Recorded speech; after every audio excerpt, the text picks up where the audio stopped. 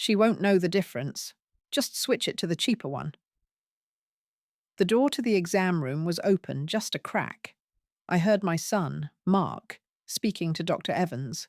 His voice was low and smooth, the one he used for business calls.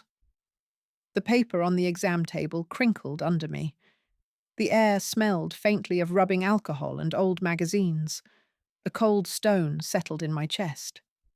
I had been sitting there for 20 minutes, listening to the hum of the fluorescent lights, waiting for them to come back in. My son had insisted on coming to my cardiology appointment. He said he wanted to help manage my care. I thought it was sweet. Dr. Evans cleared his throat. "Well, Mark, the brand name has a slightly better efficacy profile for patients like your mother. And it costs $300 more a month," Mark said quickly. "Look, her memory isn't what it used to be. She gets confused. As long as she takes a pill, she'll feel taken care of. She won't know the difference." The stone in my chest grew heavier. I looked down at my hands, resting in the lap of my Sunday dress. My knuckles were swollen with a little arthritis, but they were clean. They were the hands that had rocked him to sleep, baked 1,000 of his favourite oatmeal cookies, and once sold my own mother's gold locket to pay for his college chemistry books. They came back into the room then, both of them smiling. Mark patted my shoulder. "All set, Mom. Dr. Evans is going to send a new prescription over to the pharmacy for you. All taken care of." I just nodded. I smiled back. The hum of the lights felt very loud. The new pills arrived from the mail-order pharmacy a week later. They came in a plastic bottle that rattled when I shook it. I poured one into my palm. It was a chalky blue tablet, not the little pink one I was used to. I swallowed it with a glass of water from the tap, the water tasting like old pipes. That afternoon, I decided to repot my geraniums. As I bent over to lift the bag of potting soil, a little flutter started up under my ribs. It felt like a trapped bird, beating its wings against a window. I had to sit down on the porch steps, my hand pressed to my chest. The scent of damp earth filled the air. I thought about Mark. I remembered him at 10 years old, crying because he'd fallen off his bike and scraped his knee. I had cleaned the cut and put on a bandage. I told him I would always be there to make it better. I went inside and opened my big photo album. The plastic pages made a soft, crinkling sound. There he was, in his little league uniform, grinning with a missing front tooth. There he was on his graduation day, his arm around me. In every picture, I was looking at him with such pride. My whole world. I closed the album. The flutter in my chest had stopped, but the cold stone was still there. He was right about one thing. I was confused. I waited 2 days before I called him. The flutter had come back that morning while I was washing dishes. My favourite floral print plate slipped from my soapy hands and shattered in the sink. The crash made me jump. I dialed his number. He answered on the third ring, his voice impatient. "Hi, Mom. I'm in the middle of something. What's up?" "Mark, honey, it's about the new medicine," I said, trying to keep my voice steady. "It feels different. I'm not sure it's working the same." I could hear him typing on a keyboard. "Mum, it's the exact same chemical. It's called a generic. It just saves us money on your copay. It's better for the budget." "But I feel a little dizzy sometimes," I said. "And my heart does this funny little skip." He sighed. It was a loud, dramatic sound, meant to tell me I was being difficult. "That's just you worrying. It's all in your head. I promise you, Mom, you wouldn't know the difference. Dr. Evans and I handled it." There it was again. That phrase. You wouldn't know the difference. "Okay, dear," I said softly. "I didn't mean to bother you." "It's fine. Just take your pill and don't worry about it," he said, and hung up. The dial tone buzzed in my ear. I stood in my quiet kitchen, listening to the hum of the refrigerator. The next morning, the room tilted for just a second when I stood up from my chair. That was it. That was the moment. I wasn't going to die because my son wanted to save a few dollars from my Social Security check. I walked to the hall closet. On the top shelf, under a stack of old blankets that smelled of cedar, was a small metal box. My late husband, Frank, had bought it for our important papers. I hadn't opened it in years. Inside was my old bank passbook. Frank and I put a little in every month from his paycheck at the plant. For a real emergency, he'd always said. For a leaky roof or a broken furnace. He never imagined the emergency would be our own son. There was over $20,000 in that account. It wasn't a fortune, but it was mine. I sat at my kitchen table, the little book open in front of me. The numbers were faded, entered by a bank teller's machine 20 years ago. I felt Frank's presence in the room, solid and calm. "You do what you have to do, Carol," I could almost hear him say. I picked up the phone. First, I called the pharmacy and told them I would be paying for my original prescription myself, out of pocket. Then, I called Dr. Evans's office and left a message for him. I said I needed to discuss my medication and that I would be coming to my next appointment alone. The woman at the pharmacy counter was named Linda. She had kind eyes behind her glasses. "That will be $280 for the month, Carol," she said gently, as if she knew it was a lot. I slid my debit card into the machine. The little beep sounded final. Linda handed me the small white paper bag.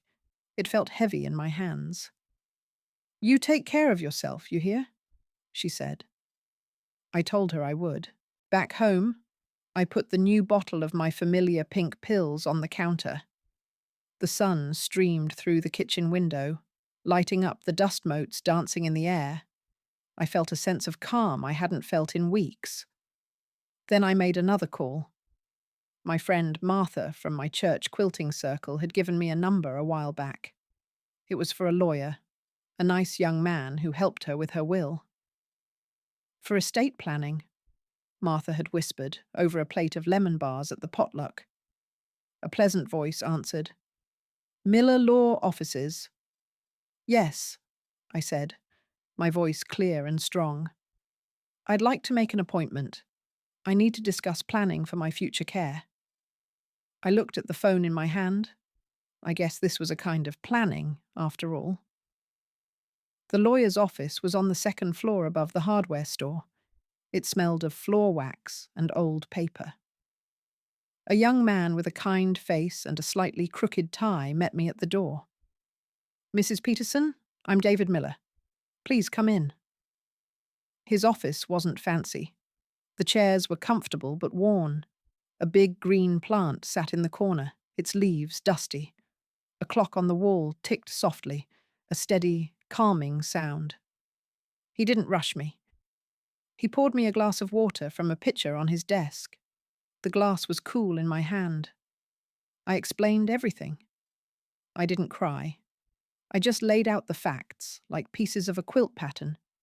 The doctor's appointment. The words I overheard. The blue pills. The flutter in my chest. The money from my savings account. He listened, his hands folded on his desk. He never interrupted. When I finished, the ticking of the clock seemed louder in the quiet room. "So, what I'd like," I said, my voice even, "is to make sure my son understands the cost of care." Mr. Miller nodded slowly. "I understand completely, Mrs. Peterson. There are several ways to structure this, all perfectly legal." Mark called that Tuesday evening. The television was on, a game show making cheerful noises in the background. His voice was bright. "Hey, Mom, just checking in. How are you feeling?" "I'm fine, dear," I said. I was stitching a new border on a pillowcase, the needle making a tiny popping sound as it went through the crisp cotton fabric. Good, good. See? I told you that new medicine was just the same. You're not worrying about it anymore, are you? He asked. No, Mark, I'm not worried about it at all, I said. It was the truth. Worry was gone. Something else had taken its place. Great, because Sheila and I were thinking of coming for dinner Sunday. Maybe you could make your pot roast? He asked. The kids miss it? I looked at the pillowcase in my lap. The stitches were small and even. I'm afraid I'm busy this Sunday, dear. The church is having a bake sale. I promised to help. There was a short silence on his end. Oh, okay. Well, some other time then. He sounded surprised. I had never been too busy for him before. At my quilting circle on Thursday, the air in the church basement smelled of coffee and cinnamon from Martha's famous buns. The hum of the sewing machines was a comforting sound. I sat with Martha, sorting through scraps of fabric. The colours were bright under the fluorescent lights. You seem different, Carol, Martha said, not looking up from a piece of blue calico. In a good way. Your shoulders seem less heavy. I smiled a little. I'm just getting my house in order, Martha, tying up some loose ends. She patted my hand. Her fingers were warm and a little stiff from her own arthritis. Well, that's always a good feeling. Just remember, your friends are here if any of those ends get tangled. I know, I said, and for the first time in a long time, I felt it was true. I picked up a piece of sunny yellow fabric. It felt soft and promising in my hand. I didn't tell her the details. I didn't need to. It was enough to sit in that warm room, surrounded by friends and the gentle noise of creation. Mr. Miller called me the following Monday. Carol, I have the documents ready for you to review, he said. His voice was professional, but warm. I've drafted an invoice and a letter of intent. It outlines the current costs you are personally covering for your medical care. I sat in my favourite armchair, the morning sun warming the worn fabric. In plain English, David? He chuckled softly. In plain English, it's a bill. It informs your son that since he has taken over management of your health finances, you will be forwarding him all related expenses. It also projects the future costs of nursing care, adjusted for inflation, and designates his inheritance as the source of payment. A little shiver went through me. It wasn't fear. It was power. And this is all above board? 100%, he said. You are simply planning for your future and keeping clear records. It's the responsible thing to do. I thought of Mark, telling the doctor I wouldn't know the difference. Yes, I said. It certainly is. A thick, cream-coloured envelope arrived in the mail 2 days later. It had the law firm's name embossed in the corner. I opened it at the kitchen table. The papers inside were heavy and official. I read every word. Mr. Miller had explained it all, but seeing it in black and white made it real. It was a bill for my son, a bill for my life. I didn't hesitate. I found one of my good stationery envelopes, the ones with the little bluebird in the corner. I wrote Mark's full name and address on the front in my best cursive. I folded the legal documents neatly and slid them inside. I sealed the flap and put a stamp on it, making sure it was perfectly straight. Then I put on my walking shoes, took my purse, and walked the 3 blocks to the post office. The sun was warm on my back. The world seemed sharp and clear. I dropped the envelope into the big blue mailbox on the corner. The metal door clanked shut. It was a small sound, but it felt like the closing of a very heavy door. The day after I mailed the letter, I woke up feeling light. The sun was slanting through my bedroom window, making stripes on the old floral wallpaper. For the first time in months, I didn't feel that little flutter in my chest when I got out of bed. I made myself a cup of tea and sat on the back porch, listening to the morning doves coo. The air smelled of damp grass and the roses climbing up the trellis. Sheila, my daughter-in-law, called around lunchtime. Her voice was too sweet, like honey poured over something sour. "Carol, I was just thinking about you. Are you feeling all right? Mark mentioned you were a little tired." "I feel wonderful, dear," I said, watching a fat bumblebee buzz around a rose. "I got a full night's sleep." "Oh, that's great," she said, but there was a pause. "It's just, at your age, it's so important to stick to a routine, not get overwhelmed." I knew what she was doing. She was checking up on me, testing the waters. "Don't you worry about me, Sheila," I said, my voice calm and pleasant. "I've been managing my own routine for 68 years. I think I've got the hang of it." The phone rang 3 days later. It was just after dinner. The sky outside was a deep purple. I knew it was him before I even picked it up. "What is this?" Mark's voice was sharp, like cracking ice. There was no, "Hello." No, "How are you?" I took a slow breath. The smell of the soap from washing the dishes still clung to my hands.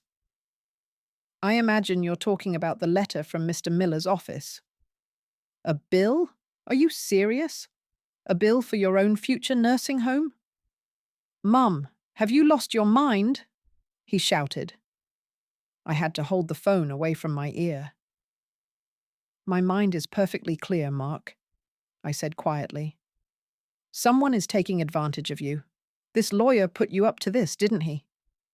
"You're confused, Mom. You don't understand these things." The old, familiar anger pricked at me, but I pushed it down. It was like banking a fire, keeping the coals hot but hidden. "I understand completely. You said yourself that you were managing my care. This is just the paperwork to go with it." "This is insane," he sputtered. "We'll talk about this tomorrow. I'm coming over. We are going to fix this." He hung up. I placed the receiver back in its cradle. The little click was the only sound in the kitchen. He arrived the next morning. His expensive car pulled into my driveway too fast, crunching the gravel. He didn't come alone. Sheila was with him, her face pinched with worry. They stood on my welcome mat like a pair of tax collectors. I let them in. My house smelled of the lemon pound cake I had baked that morning. I didn't offer them any. "Mum, we need to call this lawyer and tell him you were confused," Mark started, standing in the middle of my living room. "You didn't know what you were signing." I sat in my favorite armchair, the one with the faded chintz flowers. I looked at my son, a grown man in a tailored suit, his face red with anger. "I knew exactly what I was signing, Mark." "No, you couldn't have," he insisted. "You wouldn't do this to your own family, after everything we do for you." Sheila put a hand on his arm. "Your mother just needs our help to understand, honey. She doesn't always remember things clearly." I looked from her face to his. They saw a frail old woman, a problem to be managed, a cost to be minimized. The quiet inside me finally found a voice. "You were so busy managing my last chapter," I said, my voice as soft and sharp as a brand new needle. "You forgot I was the one still writing it." They left after that. There was nothing more to say. The front door clicked shut behind them, and the house was quiet again. The silence didn't feel empty. It felt clean. I was trembling, just a little. I went to the kitchen and cut myself a thick slice of the lemon pound cake. I sat at the table and ate it slowly, tasting the sweet and the tart. The sun was bright on the yellow plate. Later, I went out to the garden. I pulled on my old canvas gloves and knelt in the soft dirt. Weeding has always been good for my soul. You pull out the things that are choking the life out of everything else. You make room for things to grow. I worked until my back ached and my hands were smudged with earth. I looked at the neat rows of marigolds and zinnias standing tall in the afternoon sun. I had planted them. I had tended them. They were mine. The next day, I called David Miller. They came to the house, I told him. My voice was steady. "How are you, Carol?" he asked. He didn't ask what they said or what I did. He asked about me. "I'm fine, David. I'm better than fine," I said. "They think I'm confused. They said I didn't know what I was doing." "And what do you think?" he asked gently. I looked out my window at my garden. A bluebird was splashing in the little stone bath I kept full for them. "I think for the first time in a long time, I know exactly what I'm doing." "Good," he said. His voice was warm and reassuring. "Then you just let me handle the rest. You have my number if you need anything at all." I hung up the phone. I felt a deep sense of peace settle over me, like a soft, warm blanket. The house was quiet. The garden was waiting. I had work to do. A week passed, a quiet week. I didn't hear from Mark or Sheila. The silence was strange at first, like the hum of the refrigerator suddenly stopping. Then it just became peaceful. I spent my days in the garden and my evenings reading novels I'd checked out from the library. The pages smelled of old paper and countless other readers. Martha from the quilting circle called me on Wednesday. "Carol, we're going to the senior centre for the Friday fish fry. Do you want to come with us?" Before, I would have said no. I would have waited by the phone in case Mark needed something. "I would love that, Martha," I said. "What time should I be ready?" 5 o'clock. We'll pick you up," she said, her voice full of cheer. "Gladys is bringing her famous coleslaw." It felt like a small step, but it landed on solid ground. I was making plans that didn't revolve around my son's schedule. The senior centre was noisy and bright. The air smelled of fried fish, vinegar, and coffee. A man with a white moustache was playing old tunes on an accordion. People were laughing and talking at long tables covered in plastic tablecloths.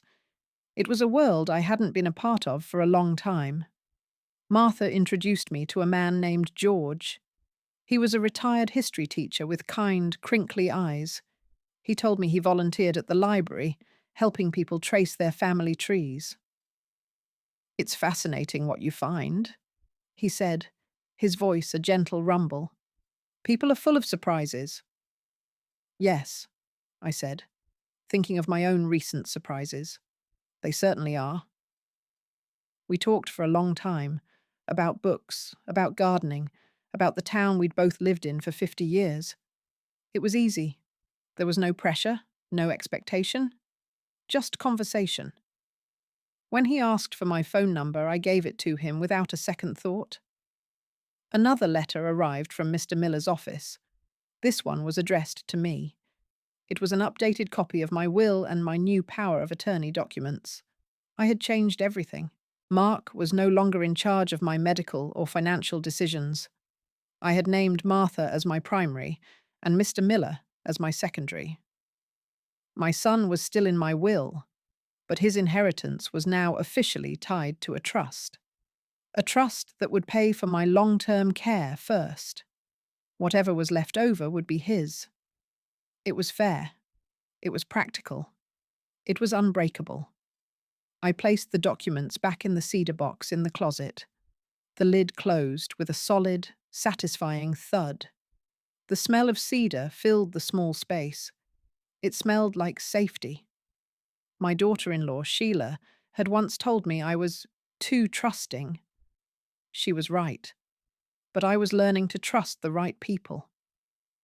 The first bill for my heart medication arrived from the pharmacy.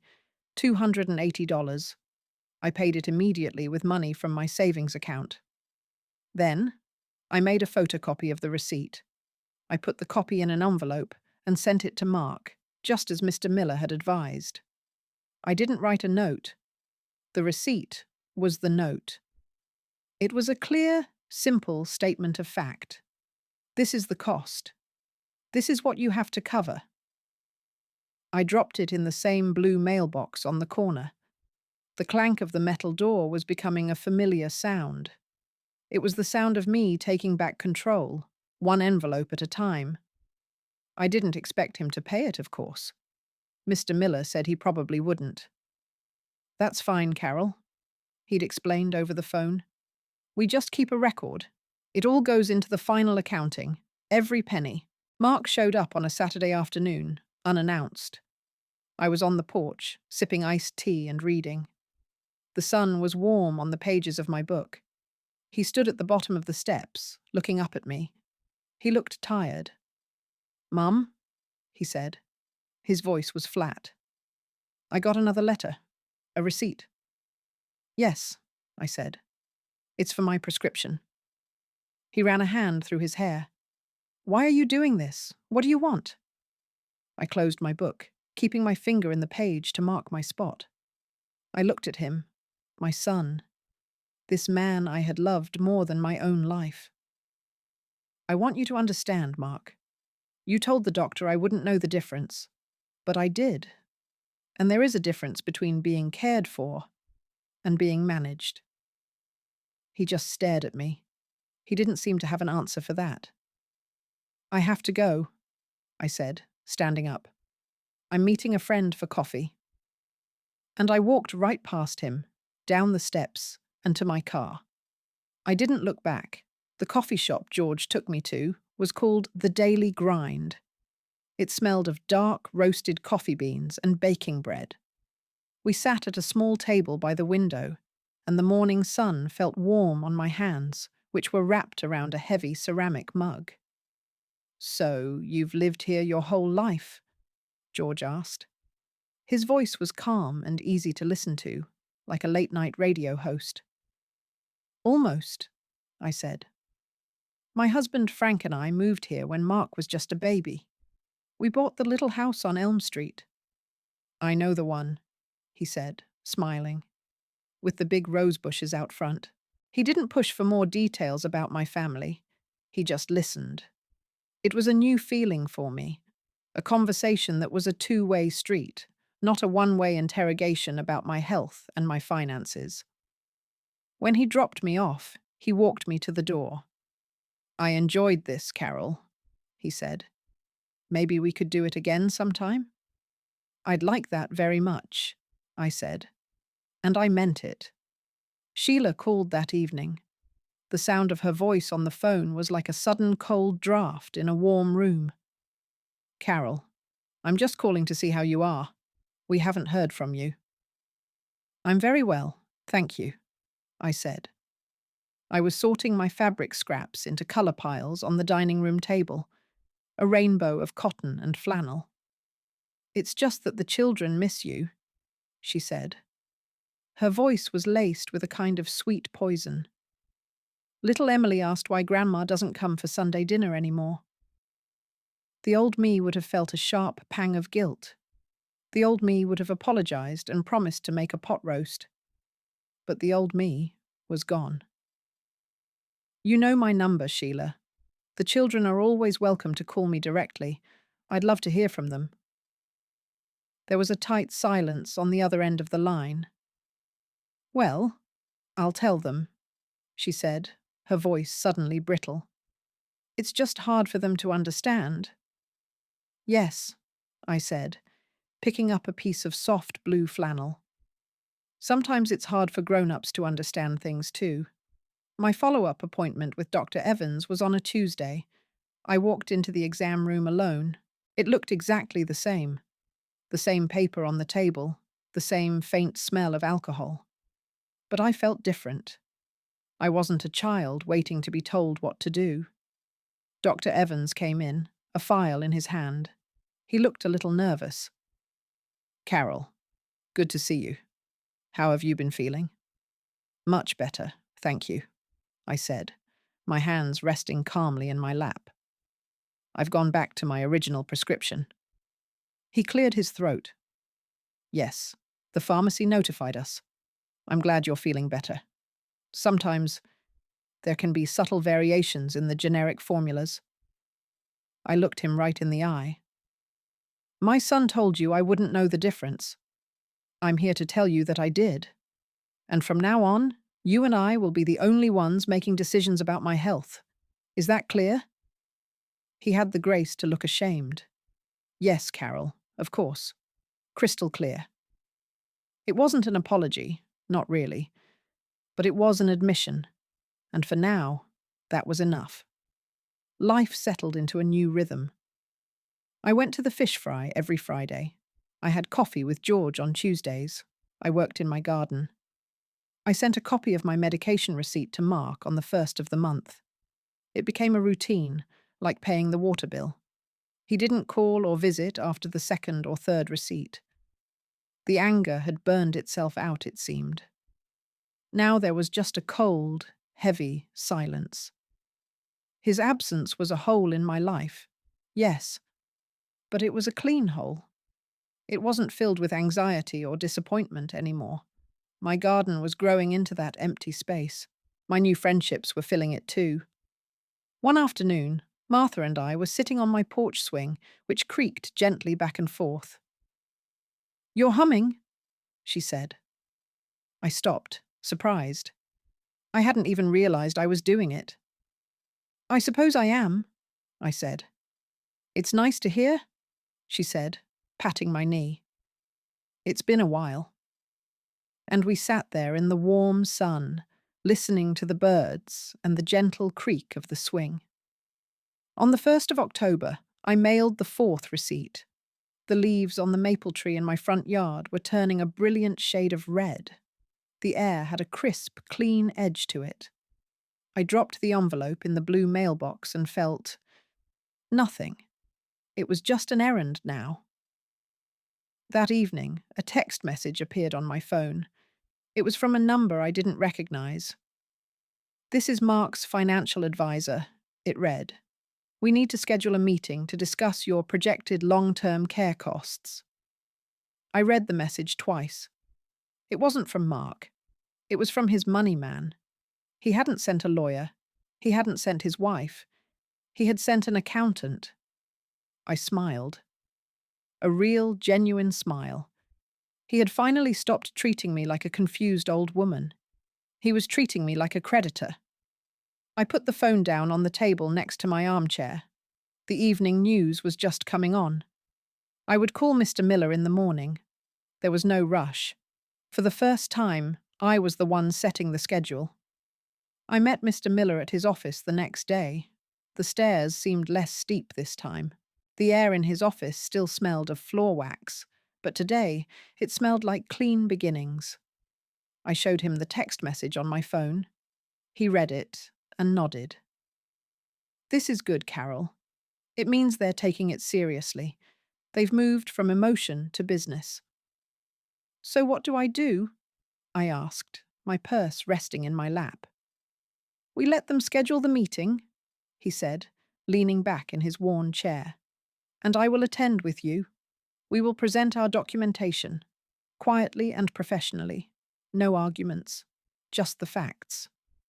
He paused. "How do you feel about that?" I thought for a moment, listening to the soft tick of the clock on his wall. "I feel ready," I said. It was the simple truth. The meeting was set for the following week at a neutral location. A conference room in the financial advisor's downtown office. The room was cold. The air conditioning hummed loudly. The long, polished table reflected the harsh fluorescent lights. Mark was there with Sheila. They sat on one side of the table. They looked stiff and uncomfortable in their expensive clothes. A man in a grey suit, the advisor, sat with them. He had a tight, professional smile.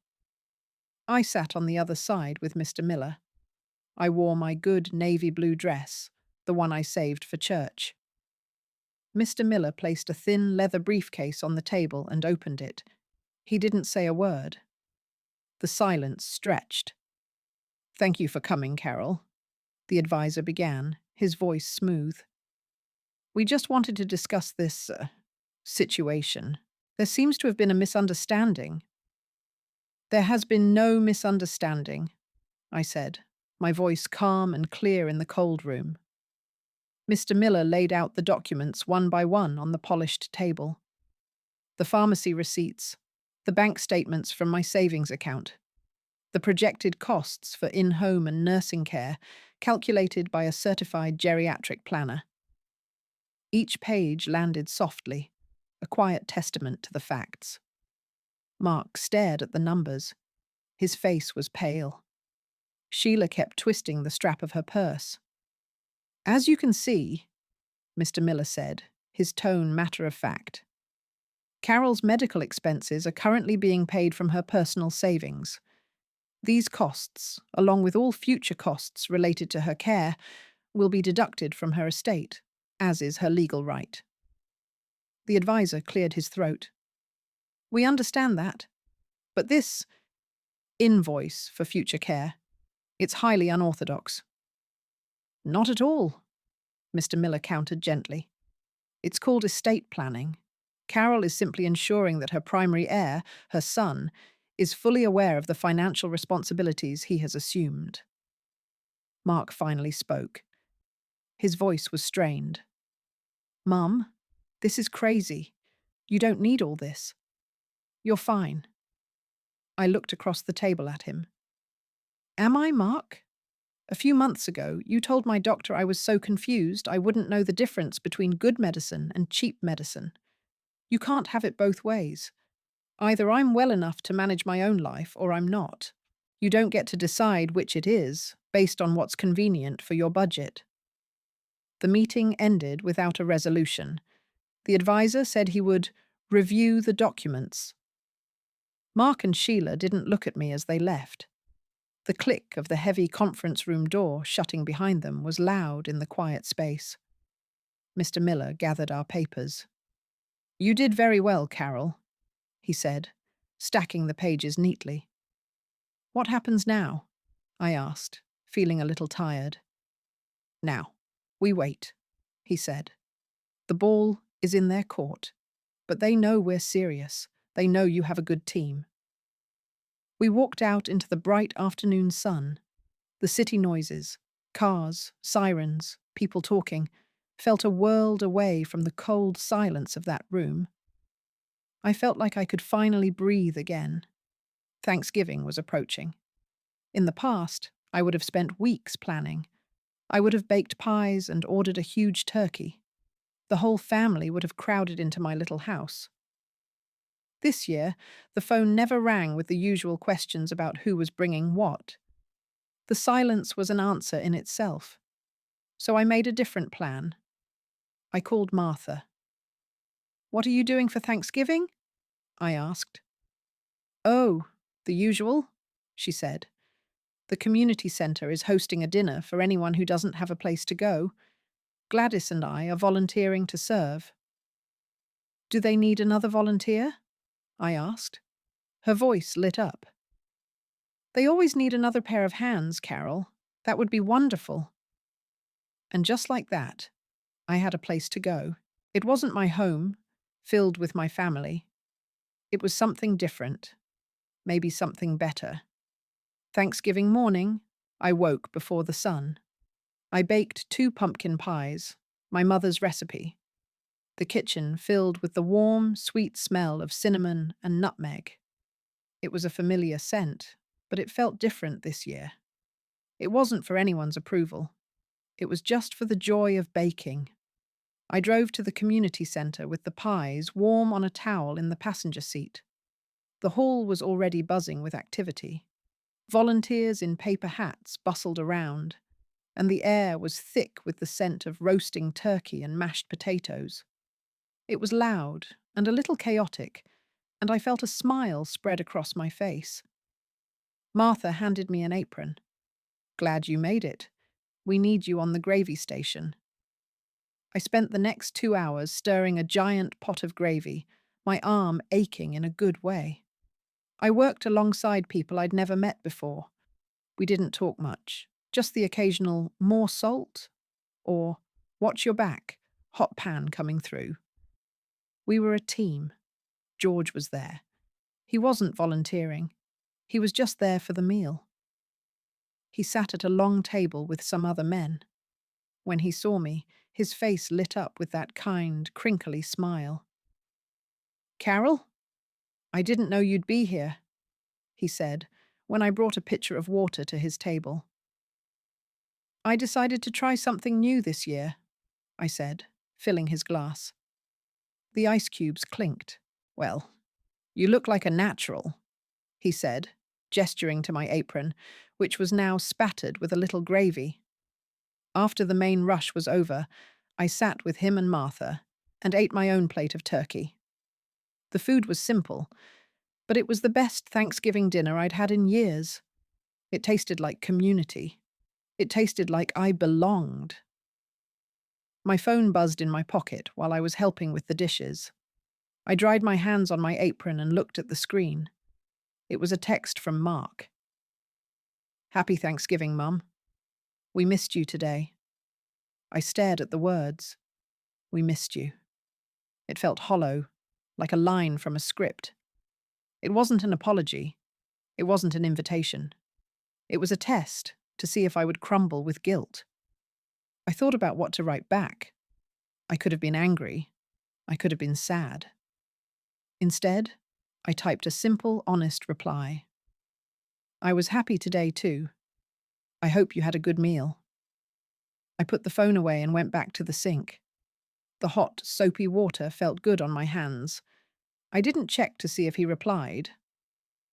A week later, I got a call from Mr. Miller. "Carol, I've heard from your son's financial advisor," he said. His voice was calm and professional. "They have a proposal." I sat down in my armchair, the phone pressed to my ear. The afternoon sun was making long shadows across the living room rug. "A proposal?" "Yes. They are proposing to set up a separate, professionally managed trust fund for your future medical care," he explained. "They will fund it with an initial deposit, and it will be designated as the primary source for all your health-related expenses." I was quiet for a long moment. It wasn't a bill he was going to pay. It was a fund he was going to create. He was trying to cap his losses. He was putting a fence around the problem. "What do you think, David?" I asked. "I think it's a victory, Carol," he said. "It's a formal acknowledgement of the responsibility. It protects your savings, and it ensures your care is funded. It's exactly what we wanted." The final papers were signed a few days before Christmas. We met in the same cold conference room. This time the mood was different. It wasn't hostile. It was just business. Mark was there, but he didn't speak much. He just signed where the advisor told him to sign. His signature was a tight, angry scrawl. He never looked at me. Not once. When it was over, he and Sheila left quickly. Mr. Miller shook my hand. "Congratulations, Carol. You can rest easy now." I walked out of the building and stood on the sidewalk. The city was decorated for Christmas. Little white lights twinkled in the trees. A Salvation Army volunteer was ringing a bell on the corner. The sound was clear and bright in the cold air. I hadn't won back my son. I knew that. Maybe that was a battle I could never win. But I had won back my life. And as I stood there, listening to the bell, I realized that was more than enough. That spring, I sold the house on Elm Street. It was too big for me, and the memories felt heavy. I found a small 2-bedroom apartment in a senior community on the other side of town.